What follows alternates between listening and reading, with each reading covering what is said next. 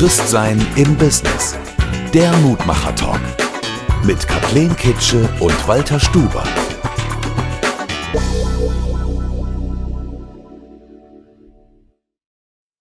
Herzlich willkommen im Christsein im Business. Heute haben wir einen ganz besonderen Gast. Der kommt wieder aus der Lausitz und das ist der Alexander Rode. Lieber Alexander, stell dich mal persönlich vor. Ja, Name wurde ja schon gesagt, Alexander Rode. Ich bin 45 Jahre alt. Ja, habe 3 wundervolle Kinder und die passende Frau dazu. Ja, ich bin selbstständig jetzt muss ich kurz rechnen, seit bald 15 Jahren insgesamt. Ja, 15 Jahre, genau. Seit 2010 im Herbst habe ich mich selbstständig gemacht und habe in verschiedensten Bereichen gearbeitet. Ja, ich bin gläubig seit 30 Jahren, seit 1995, da habe ich mich bekehrt. Ja,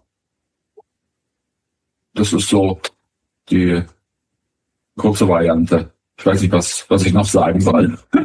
Das war für den Einstieg ja schon ganz gut, denke ich. Darf ich mal fragen, wie es zu deiner Bekehrung gekommen ist? Das ist eine ganz spannende Geschichte. Ich habe tatsächlich nämlich gedacht, die Frage wird bestimmt kommen. Finde ich auch gut. Also an sich bin ich in einem sehr katholisch geprägten, aber nicht christlichen Elternhaus aufgewachsen. Also meine Mutter kommt aus einem evangelischen Hintergrund. Ich weiß noch als Kind, die Oma, die hat tatsächlich mit uns gebetet und ich habe da so ein Bild noch vor Augen, wenn die Oma abends gebetet hat. Da muss wohl wahrscheinlich das Gefallen sein, dass Gottes Hand uns behüten soll. Und ich habe mir da immer so vor dem Fenster aus dem Schlafzimmer raus eine riesige Hand vorgestellt. Das war aber eigentlich der wirklich mehr oder weniger einzige echte Berührungspunkt mit Glauben, trotz dass wir katholisch geprägt waren von der väterlichen Familie und ein bisschen evangelisch und kirchlich von der mütterlichen Familienseite, hat es im Alltag überhaupt keine Rolle gespielt. Eher das Gegenteil, dass mein Opa insbesondere durch die Prägung des Kommunismus und auch durch seine Erfahrung mit dem Nationalsozialismus dann eher absolut antikirchlich geprägt war. Und das hat sehr viel Raum gegriffen. Ich kann mich da sehr gut erinnern. Wir waren in der Hohen Tatra im Urlaub mit meinem Vater und unweit dort war eine christliche Gruppe fußläufig und die sind uns mehr oder weniger über den Weg gelaufen. Also sind quasi mal durch das Grundstück durchgelaufen, wo wir dort als Familie den Urlaub verbracht haben und waren wirklich super nett, haben das Gespräch mit uns gesucht und haben uns dann eingeladen und da bin ich mit meinem Cousin mal dort hoch und so und das stellte sich eben raus, eine christliche Gruppe und ich habe so gedacht, naja, was soll das? Also ich könnte damit überhaupt nichts anfangen, das muss 94 oder so gewesen sein. Und dann stellt er so, sagt er so absolut blöde, naive Kommentare, ja, ist denn der Tee überhaupt gesegnet? Also irre und zusammenhanglos. Ja, ich weiß auch noch als Kind in der Christenlehre, in der ich tatsächlich war, traditionell gesehen, ich habe mich einfach nur daneben benommen. Konfirmandenunterricht. In Löbau habe ich 1 Jahr mitgemacht, dann bin ich zum Pfarrer hin und habe gesagt, ich brauche das nicht, ich will das nicht, ich komme nicht mehr. Ja, fand ich tatsächlich auch, war wahrscheinlich die beste Entscheidung, anstatt das durchzuziehen und eine Konfirmation zu machen, nur weil es Tradition ist. Das mag ich nicht. Ja, es gab dann eben noch das einschneidende Erlebnis, dass mein Vater und meine Mutter sich getrennt hatten, aber mein Vater hatte dann eine neue Frau kennengelernt aus einer sehr christlichen Familie. Und an sich für mich das absolute Schlüsselerlebnis war, dass wir dort bei dieser Familie eingeladen waren und so wie die Tür von dem Haus aufging, habe ich gedacht, Moment, hier ist was anders. Hier sind wir willkommen. Ich war vorher ganz viel mit meinem Vater unterwegs, der hatte eine Flugschule und wir waren oft bei irgendwelchen Leuten und es war immer so das Gefühl, okay, wir sind zwar da, wir sind zwar im Haus, aber wir sind nicht willkommen. Wir sind keine Gäste, wir sind ja wegen irgendwas da, aber nicht Nicht wegen der Person sozusagen. ja, nicht wegen der Person oder so. Also Und dort war das erste Mal, dass ich so dachte, Moment mal, also wenn diese Christen so sind, dann muss was dran sein. Ja, und mit dem Vater von einer späteren Frau, von meinem Vater, kam ich dann viel ins Gespräch und er hat mir dann tatsächlich eine Lutherbibel in die Hand gedrückt. Ich war 15 Jahre alt. Man möge meinen, wer liest mit 15 Jahren in der Lutherbibel, 84er revidierte Ausgabe. Aber ich habe es getan. Und es gibt nicht den einen Stichtag, wo ich sagen kann, das war meine Bekehrung, sondern das hat sich dann so entwickelt, dass dann so diese Überzeugung kam, das ist Wahrheit, das ist Lebenswahrheit, was da drin steht. Das trifft mich, das betrifft mich voll und ganz, in aller Tiefe, in aller Höhe. Das betrifft meine guten Seiten, das betrifft natürlich auch meine schlechten Seiten. Und das betrifft meine absolute Unvollkommenheit als Mensch. Wo ich so dachte, hey, ich finde im Glauben einen Sinn für mein Leben, ohne dass ich mir selbst oder irgendjemand anderem ständig was beweisen muss. Sondern einfach, indem ich erstmal sage, dieses Angebot, dieses Heilsangebot, das ist für mich gemacht, das kann ich einfach annehmen. Ja, und das hat damals mein Leben, mein junges Leben schon ein bisschen auf den Kopf gestellt. Das war gut. Ja. Und würdest du dann sagen, das hat dich dann auch geprägt in deiner Überlegung, was du dann mit deinem Leben anfangen willst oder noch nicht direkt? Schlagartig. Also wirklich innerhalb von kürzester Zeit. Also wie gesagt, mein Vater hatte eine Flugschule, ich bin mit Flugzeugen groß geworden. Das Erste, was ich als Kind anständig malen konnte und das Einzige, was ich heute noch anständig malen kann, sind Flugzeuge. Ja, malen kann ich sonst überhaupt nicht, aber Flugzeuge geht immer. Und Beispiel, also mein eigentlicher Berufswunsch war Jagdflieger. Hätte ich auch gemacht, würde ich auch tatsächlich, ich gebe es zu, heute noch machen. Ja, mit Überschall über den Wolken rumzuballern und die Mühle auf den Kopf zu stellen und dann runterzuziehen und in Meereshöhe lang zu ballern, sofort. Hab leider dann eine Brille gekriegt, damit war der Traum erstmal aus. Hab so einen Flugschein und alles gemacht. Aber eben dann mit der Bekehrung, da bin ich auch das erste Mal richtig mit Musik in Berührung gekommen. Ja klar, man hat Musik gehört und so. Ich wollte auch als Kind schon mal Klavier lernen, hatte glaube ich 1 oder 2 Klavierstunden, mangelte dann aber am Klavier zu Hause. War dann total versagt und dann habe ich das wiederentdeckt oder neu entdeckt und habe mich dann voll und ganz eigentlich dort reingesteigert. Also habe dann 1996 ein paar Grundlagen. Also zuerst habe ich mir Notenlesen selber beigebracht. Ich habe mir von irgendwoher Noten besorgt und habe gedacht, Mensch, wenn ich Klavier lernen möchte, will ich diesen langen Prozess des Notenlesen-Lernens nicht in den Klavierunterricht mit reinnehmen. Das ist nicht effizient. Das mache ich vorher, das kann ich mir selber beibringen. Ich habe das dann tatsächlich auch so gemacht und habe dann 96 in einer Musikschule hier in Döber mit Klavierunterricht begonnen. Fantastischen Klavierlehrer Michael Schütze. Der hat jetzt eine Professur in Dresden, einer Hochschule für Kirchenmusik und an der Karl-Maria von Weber Musikhochschule. Fantastischer Pianist und der hat mir damals innerhalb von 3 Jahren das Klavierspielen so gut beigebracht, dass ich ins Musikstudium gegangen bin. Ja, Kirchenmusikstudium in Görlitz. Mit der Idee dann irgendwann Kantor oder irgendwas zu werden. Genau. Ja. Also die Leidenschaft mal voll auszuleben. Ich habe dann auch gedacht, Mensch, jetzt habe ich die Chance, das nachzuholen, was ich vorher nicht machen konnte. Nochmal 4 Jahre richtig intensiv Musik und das dann mit ins Leben zu nehmen, ja. Wenn du jetzt mal so nochmal an wo du 15 warst du dann in Jugendgruppen unterwegs oder hast du dann Jugendgruppen besucht?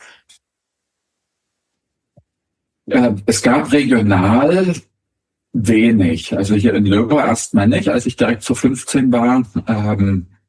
Das nicht. Ich bin dann 96 nach Zittau gegangen, aufs berufliche Gymnasium, um dort noch das Abitur zu machen. War dort im Wohnheim und dort hatte ich dann Anschluss. Da war ich ich glaube, 1 oder 2 Jugendgruppen unterwegs. Ich war im Kirchenchor, hatte dann irgendwann auch einen ersten Orgelunterricht. Also da war es dann eben schon, dass ich dann sehr in Gemeindeaktivitäten auch eingebunden war.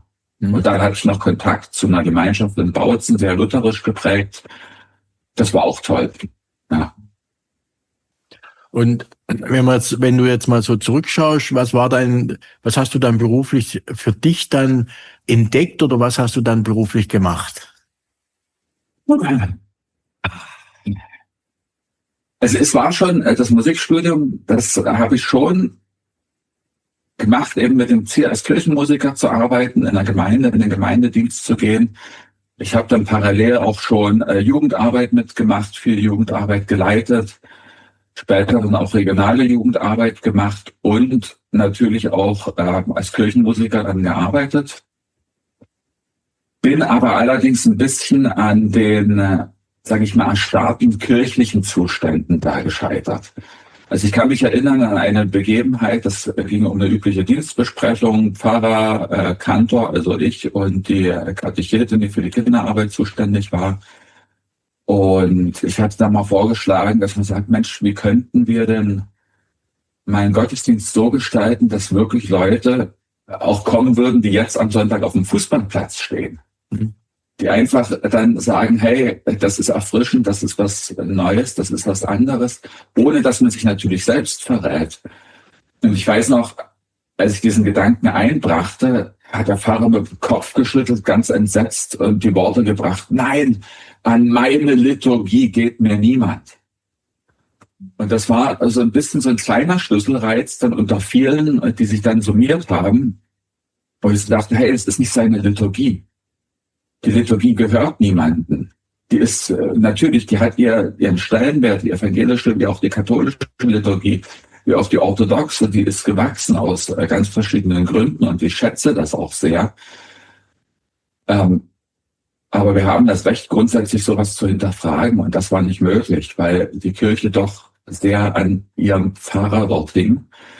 Und in der Zeit habe ich auch freie Gemeinden, insbesondere die Brüdergemeinden kennengelernt, habe dort einen Kontakt über eine Jugendfreizeit bekommen und habe so gedacht, hey, das finde ich toll, das machen einfach alle mit. Da ist jeder mit dabei, da ist jeder integriert, jeder macht das, was er kann.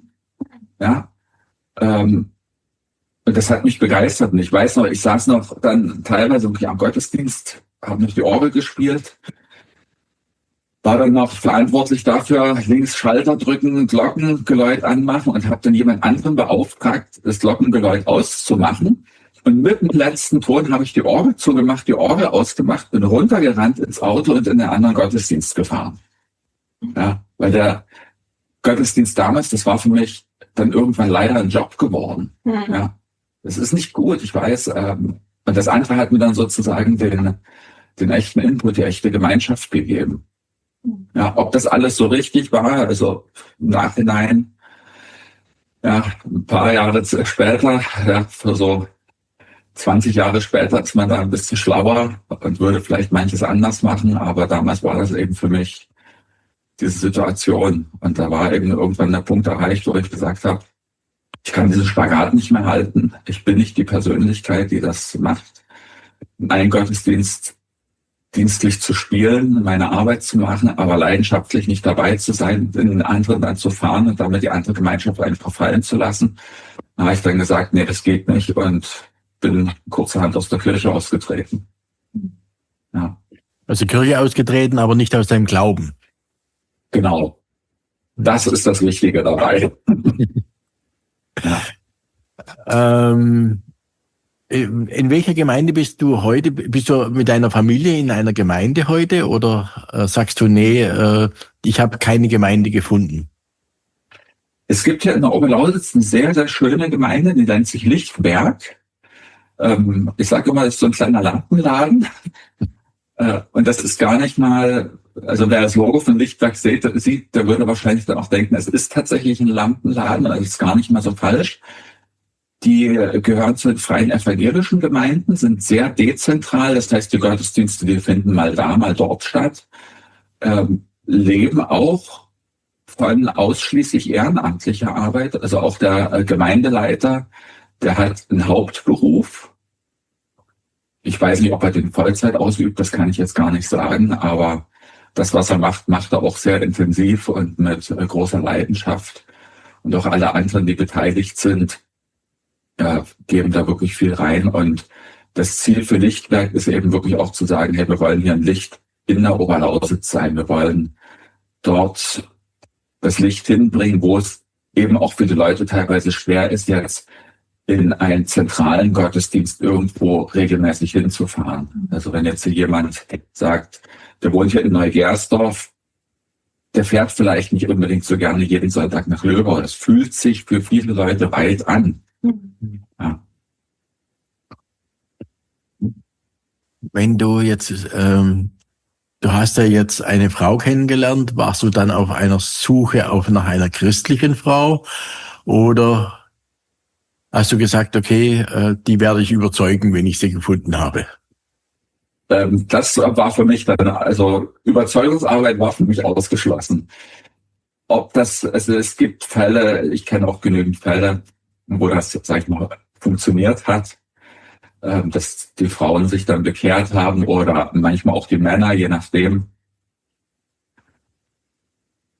Ich weiß nicht, wie es gewesen wäre, wenn sie nicht gläubig gewesen wäre. Ja, wo die Liebe hinfällt, das kann man ja nicht immer genau sagen. Und ich will mir ja auch wirklich kein Urteil über irgendjemanden erlauben. Es hat sich so gefügt und ich bin dankbar, eine gläubige Frau zu haben. Das heißt, du hast die Frau kennengelernt und dich verliebt quasi und hast dann auch nicht gewusst, ob die jetzt gläubig ist oder nicht. Doch, ich denke, das wusstest du schon vorher. Vorher, klar. Ja. Ja. Schon in den richtigen Kreisen gesucht sozusagen. Ja.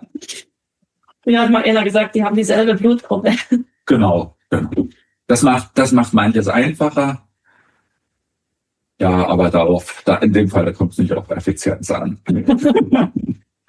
Wenn du jetzt Glauben mit 2 Wörtern beschreiben müsstest, wie würdest du das beschreiben?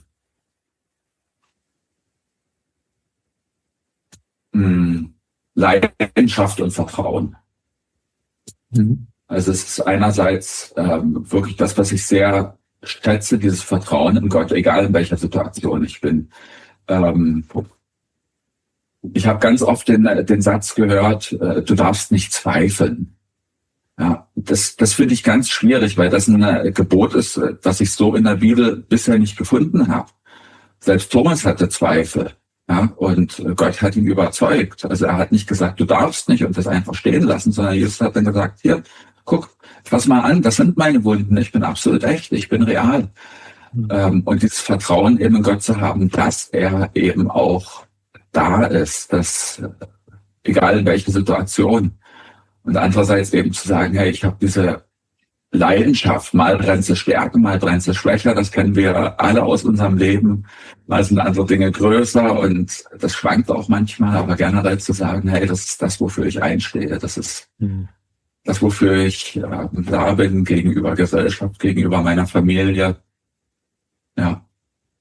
Aber du hast dann Entschuldigung, Nee. du hast dann einen anderen beruflichen Laufbahn genommen. Erzähl mal, wie das gekommen ist. Wäre genau meine Frage gewesen. Also, passt schon. Genau. Ja, also ich bin ja damals aus der Kirche ausgetreten und das zog natürlich, und das verstehe ich auch, das ist vollkommen richtig, sofort nach sich, dass ich als Kirchenmusiker nicht mehr arbeiten konnte. Ist natürlich 1:1 verständlich. Wer hinter dem Laden nicht steht, der soll auch nicht vorne an der Theke stehen. Finde ich vollkommen in Ordnung und so war es nun mal. Und da stand ich nur da und dachte, was mache ich? Nun ja, man ist jung, man ist vielleicht auch noch ein bisschen naiv und habe dann gedacht, Mensch, ich probier's mal. Mir ist die Musik sozusagen nicht gelungen. Ich probier's mal mit Versicherungen.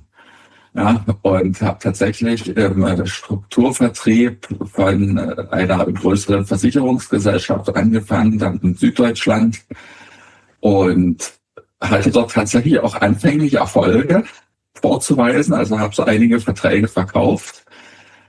Schon tatsächlich nach gut einer Woche Schulung. Also ich würde es zusammenfassen, dumm verkauft gut. Ja.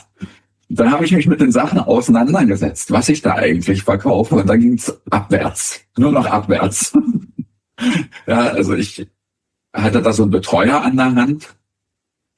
der mir immer erzählen wollte, wie das denn alles richtig läuft. Ein ganzes Stück, damals schon jünger als ich.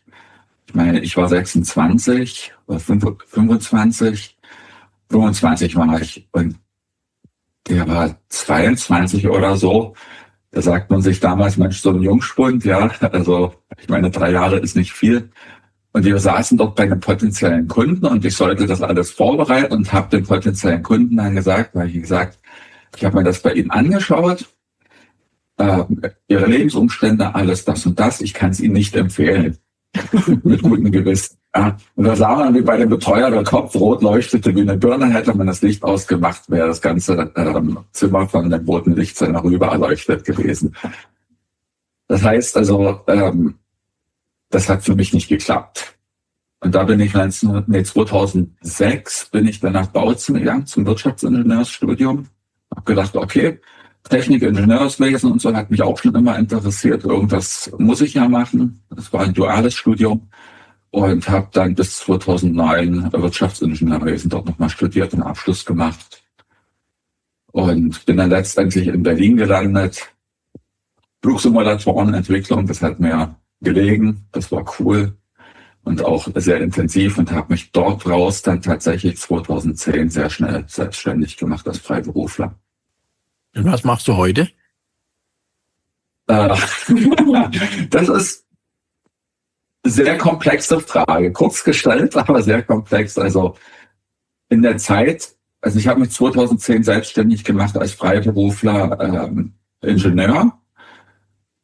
Und gleichzeitig bin ich natürlich noch freiberuflicher Musiker gewesen. Ja, das heißt, ich habe dann ab 2011 viele Ingenieursaufträge angenommen.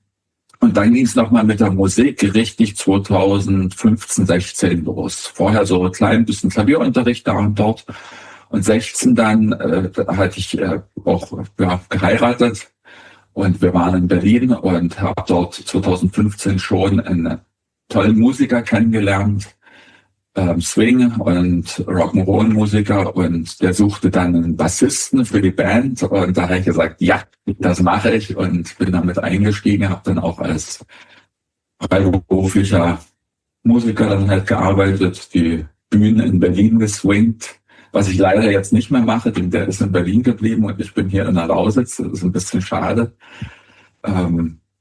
Und 2017 habe ich dann meine Produktionsfirma gegründet, ja, Musik- und Filmproduktion und habe dann eben langsam Stück für Stück angefangen, mich in die Filmproduktion reinzuarbeiten. Bin dann 2021, 21 Jahre bin ich aus dem Betrieb als freiberuflicher Ingenieur ausgestiegen und habe mich dann Vollzeit der Filmproduktion gewidmet. Das lief auch anfangs ganz gut. Das heißt, Corona war im Wesentlichen überstanden und es gab dann schon auch hier in der Region ein paar Aufträge. Und 2022, da kündigte sich dann auch unser drittes Kind an, der Kleine. Da haben wir dann gesagt, jetzt nutzen wir das. Die Chance ist nur einmalig. Wir machen richtig Elternzeit. Also dann wirklich gesagt, okay, das planen wir von vornherein. Und sind dann 2023 für über ein Jahr komplett ausgestiegen, haben uns mit dem Wohnmobil dann ein bisschen vergrößert und sind über ein Jahr durch Europa gereist und danach mit viel Erfahrung und vielen Erlebnissen zurückgekommen und standen da mit quasi 0 Aufträgen. Das heißt also, ich würde es komplett wieder so machen. Ich würde komplett auch wieder in die Elternzeit ganz genauso gehen. Also keinen einzigen Tag davon bereue ich. Was natürlich in so einer Zeit regional passiert, in den Netzwerken, man wird einfach rechts überholt. Wenn man dort über ein Jahr nicht da ist, da kommen andere, die füllen ganz schnell die Lücke. Und in der Zeit hat man auch gesehen, dass sich das gesamte Filmbusiness verändert, sehr radikal. Da habe ich heute erst wieder einen Bericht gelesen, wie schwer es auch gerade für Filmschaffende in Ostdeutschland ist. Ja, und das zog sich dann jetzt die Zeit dann von 2024 Frühjahr bis eben aktuell dann 25 rein sehr durch, dass die Auftragslage unglaublich schwach war. Und ja, weniger Aufträge bedeutet weniger Geld, aber mehr Zeit. So ist das manchmal. Und da habe ich gedacht, Mensch, jetzt habe ich die Zeit, nachdem ich durch viele Jahre im Beruf und Familie fett geworden bin, habe ich gedacht, ich muss was dagegen machen. Habe dann vor einem Jahr vor knapp über einem Jahr mir das Rennrad wieder aus dem Keller geholt. Ich habe früher Radsport gemacht, ziemlich professionell. Und habe gedacht, Mensch, jetzt fange ich wieder an. Ich muss mich wieder bewegen. Und das ging dann ziemlich fix, dass ich dann doch dachte, Mensch, hier die Kilos purzeln. Die Kilometerzahlen werden wieder größer. Und im letzten Winter waren wir dann in Portugal auch zum Arbeiten. Und da hatte ich auch das Rennrad mit und habe es natürlich genutzt, bin viel gefahren und habe dort verschiedene Leute natürlich auch getroffen und auch ein paar, die geführte Fahrradtouren in Portugal anbieten. Und dort habe ich dann halt gedacht, in der Zeit mich mit denen viel unterhalten, gemeinsam gefahren mit denen, unter anderem mit einem Tour de France Profi, der jetzt natürlich nicht mehr aktiv als Profi fährt. Das war unglaublich spannend. Da habe ich gedacht, Mensch, unsere Oberlausitz, die gibt es doch eigentlich von der Landschaft her. Hier ist nichts los. Also das heißt, die Straßen sind im Wesentlichen leer und wir haben eine Landschaft, eine Region, die ist so unglaublich abwechslungsreich. Als wir noch in Berlin wohnten, habe ich immer gesagt, ich will wieder in der Oberlausitz Fahrrad fahren. Brandenburg, das kann ich nicht. Ja. Und da habe ich dann dieses Jahr gedacht, ich versuch's, ich gründe ein neues Unternehmen, mal wieder, Velo Venture, und biete damit jetzt für geführte Fahrradtouren in der Oberlausitz an. Und ich nenne es immer Refit-Training hauptsächlich für Männer, die etwa in meiner Situation sind, also Familie, berufliche Verantwortung und körperlich in einem Zustand, dass sie sagen, ich möchte gerne was ändern, aber ich weiß nicht, wie ich das jetzt in meinen Alltag, in meine Zeit, in meine Verantwortung reinkriegen soll. Und dort mit denen ein Programm eben auszuarbeiten, zu sagen, hey, das geht. Ihr müsst ja keine Profis werden, ihr müsst nicht massiv hohe Leistungen bringen, aber man kann mit einem ganz einfachen Programm im Alltag auch sich körperlich wieder so fit machen, dass es auch einen wirklich super positiven Einfluss auf ein selbst und aufs gesamte Leben hat. Ja. Jetzt wenn ich mal so... Entschuldigung. Ja, also ich wollte nochmal so diese Verbindung zwischen Christsein und Business schaffen. Wenn du jetzt die ganzen Jahre so Revue passieren lässt und du hast dich ja doch stark verändert und hat dich da der Glaube getragen, also würdest du sagen, du bist da durchgeführt worden, dass du immer wieder dich verändert hast, hast du das ins Gebet gegeben oder sagt jetzt, das war so ein Impuls, ist das schon alles so geführt gewesen oder wo du sagst, oder ich habe das jetzt für mich entschieden und das hat Gott sei Dank so geklappt, oder? Also ich bin nicht der absolut starke Gebetsmensch, das muss ich sagen, ja. Dazu liebe ich tatsächlich das Fahrradfahren, da habe ich nämlich auch Ruhe und Zeit dazu, gerade wenn man so auf der Straße langkullert. Das sind das schon manchmal Zwiegespräche. Aber ich betrachte es trotzdem als eine unglaubliche Führung. Also eben auch dieses ganze Thema Vertrauen, weil ich weiß, weil ich so oft das erlebt habe, dass ich Gott einfach vertrauen kann, dass zu einem richtigen Zeitpunkt der richtige Schritt kommt.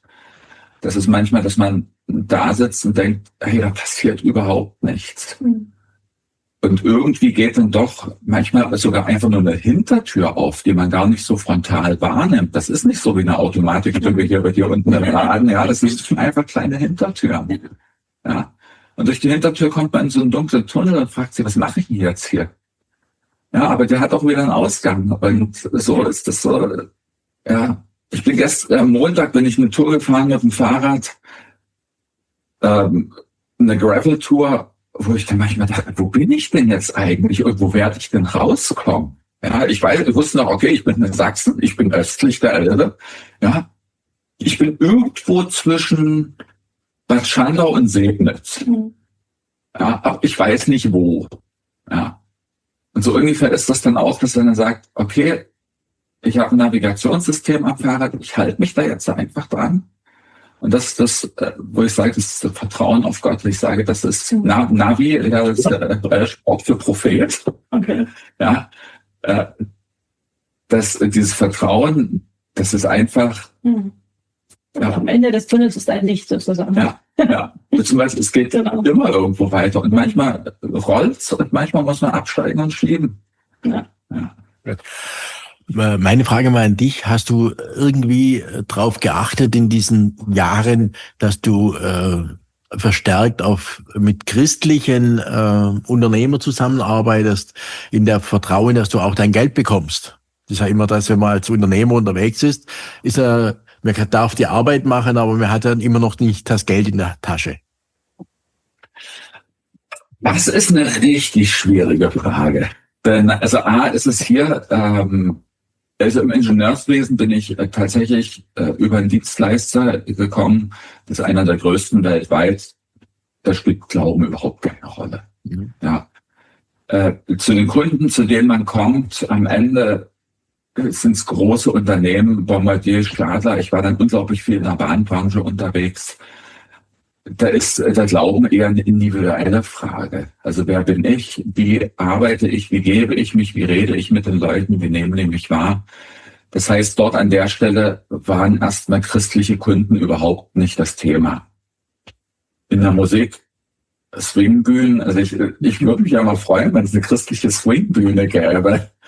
Ja, das einzige Coole war, ich habe eine Zeit lang in einer christlichen habe ich mit einem Freund damals gegründet, eine christliche Country Worship Band. Das war richtig cool, aber das war natürlich nicht zum Geld verdienen.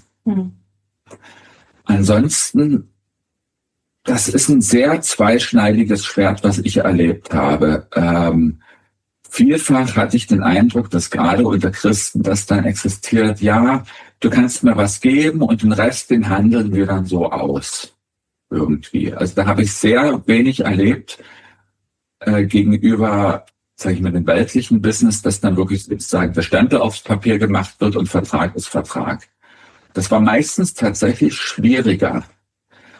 Wo ich denke, dass wir eigentlich als Christen untereinander eine unglaubliche Chance haben, die wir nutzen sollten, die wir wahrnehmen sollten. Es gibt Netzwerke und trotzdem ist es vielfach so, dass christliche Unternehmen trotzdem gucken, wo kriegen sie es am billigsten her.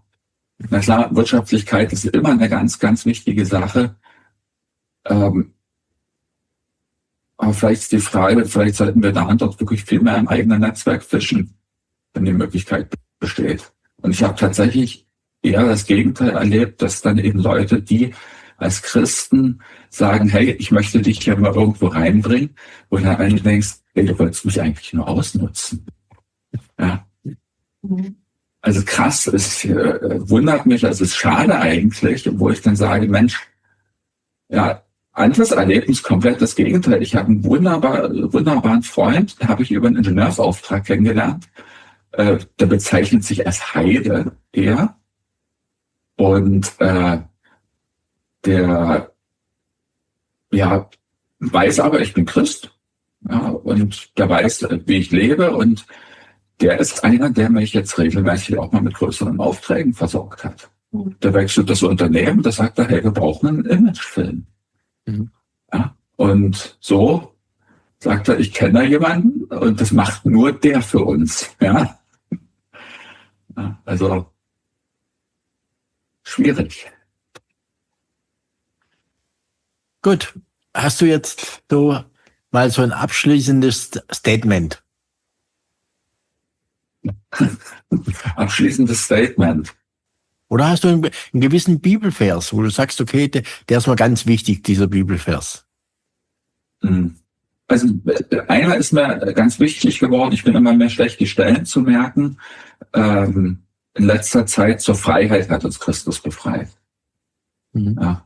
Oder wie es Paulus auch sagt, euch ist alles erlaubt und aber nicht alles dient euch zum Guten. Also wir haben als Christen viel mehr Freiheit, als wir uns das manchmal selbst zugestehen wollen. Ich darf als Christ wirklich nahezu alles machen. Es sei denn, es ist absolut natürlich, es widerspricht dem, was Gott uns mitgegeben hat. Ja, also für mich ist im Business ganz wichtig Ehrlichkeit, Offenheit, dass man ganz klar miteinander kommuniziert. Aber ansonsten, ich kann alles machen. Ich kann als Christ Leistungssportler sein. Ich kann als Christ Rockmusiker sein. Ja, ich habe in einer christlichen Metalband eine Zeit lang gespielt. Das kann nicht alles sein. Das ist Freiheit. Ja. Solange ich dann nicht jetzt sage, okay, das ist das Tor oder die Tür zur Sünde. Ja, zur Freiheit hat uns Christus befreit. Liebe Kathrin, hast du noch eine Frage? Ich fand das jetzt schon sehr, ja, war schon ein schöner Abschluss fast, sage ich mal, jetzt mit diesem Bibelvers. Ich fand das jetzt, ich habe das jetzt selber gerade auch so erlebt, wo ich jetzt unterwegs war, dass man wirklich da auf dieses Vertrauen haben kann. Und ja, deswegen fällt mir jetzt gerade so spontan eine Frage mir noch mal ein dazu. Das war eigentlich alles sehr. Und du warst auf dem Jakobsweg, nicht wahr? Naja, auf den ökumenischen Pilgerweg, genau. Das ist sozusagen ein kleiner Jakobsweg von hier von Görlitz bis Facha.